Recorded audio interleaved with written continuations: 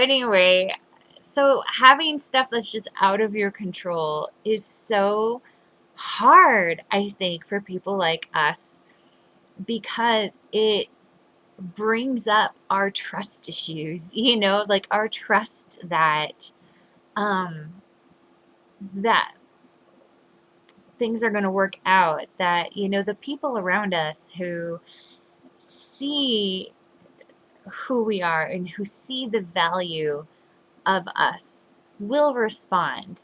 Like my clients will respond and pay their invoices because, of course, they see the value of my services. I do know that. I know that here, but right now, here is just not going with that. The same with potential clients. Like, of course, like they're on the fence, they're not sure, because I have finally at last raised my prices enough to the standard that I think is actually very appropriate for my business. And what's great about it is, and this is what my business coach has said, is that like if if people have to take time to decide and not everyone says no, then you're actually pricing your services right. And that's great because I have really struggled with that because I have, of course, not valued myself enough. So this whole business thing has been incredibly helpful for me to push myself to value myself and be like, dude, I've got to get paid more. Like I get paid appropriately. So I'm finally got my prices at that point, but people aren't, and so therefore people aren't responding right away. So I'm doing so anyway, but it's that whole trust thing. It's being vulnerable. I'm gonna totally cry. It's being vulnerable, and that is, I think, for people like us, I think it's a really scary thing, because being vulnerable, we've associated so often with pain, and we've associated often with it's gonna go bad, and it's not gonna go right. Um, and I almost think, like, for me, maybe I associate being vulnerable with being, like, just being abused, you know? And that's just sad. I mean, because so many other people grew up with being vulnerable, being, scary, but being doable, like, because they had enough loving experiences to know that they were safe to be vulnerable, that they could trust, that they could be vulnerable. And, and it just makes me sad that I didn't get that. And I still struggle with that, and of course, like, I think that a lot of people, still do struggle with this kind of stuff too, of being vulnerable. Um, and trusting that, vulnerability doesn't have to be a scary thing, but it can be um, a strength. I'm still understanding that concept. I heard that recently from one of the mindfulness teachers that I listen to, that vulnerability is my strength.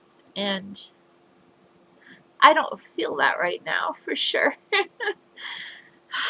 But I think that but I don't know, maybe on some level it is strength because I'm facing it, I'm sitting in it, I'm letting myself hurt and I'm letting myself grieve a little, and I'm sharing my story, and I think that sharing your story is a real sign of strength because you're being brave, you're being put out there, and stuff, and regardless of if your mother or your family member is going to stumble onto the video, um, but yeah, but I think it's good because it's like learning that yeah, that, vulnerability in our lives, whether it's relying on, clients, or relying on a spouse, or relying on your children, or whoever in your life, where it's like your heart is on your sleeve, and or your heart is out there and it needs to be taken care of by somebody else. It's, I think this is just something that we all have to grapple with and all have to work through on a regular basis, and sometimes it's intense, like it is for me right now in this moment, and other times it's not intense and it's more like, a fear that it's almost like a little fly that you can just kind of swat away.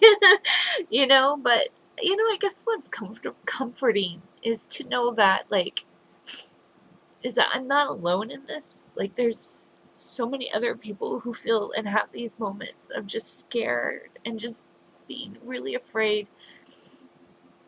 and being sad about the fact that they didn't get the strength that they should have had when they were young.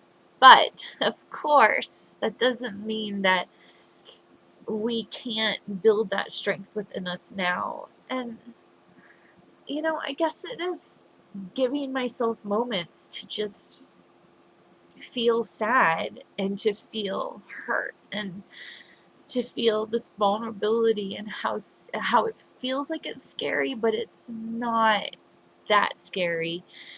And I think maybe if every time I let myself just go to this place and be this vulnerable and hurt, and I see that it's not quite as scary as I used to think it was, or I recover from it much faster than I have before.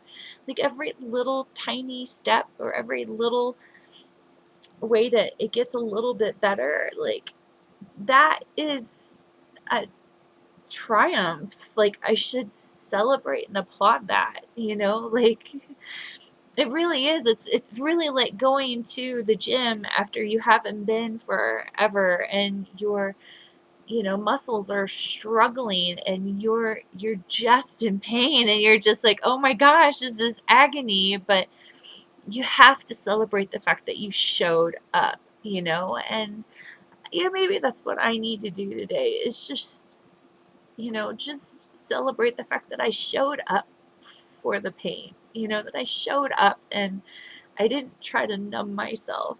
I didn't try to um, avoid it, but I faced it, and I'm facing it right now, and that it's really okay to be where I am, and it's okay to be scared. So anyway, um, yeah, this real moment brought to you by Inhabit Yourself. Anyway, yeah, so feel free to just share your own stories, or if you have any words of encouragement, I'm down for it. I'm not just here to impose nuggets of wisdom, but I'm also here too in a way because I need support too. So anyway, yeah. So thanks so much for watching me blubber, and I hope you have a good day. Thanks.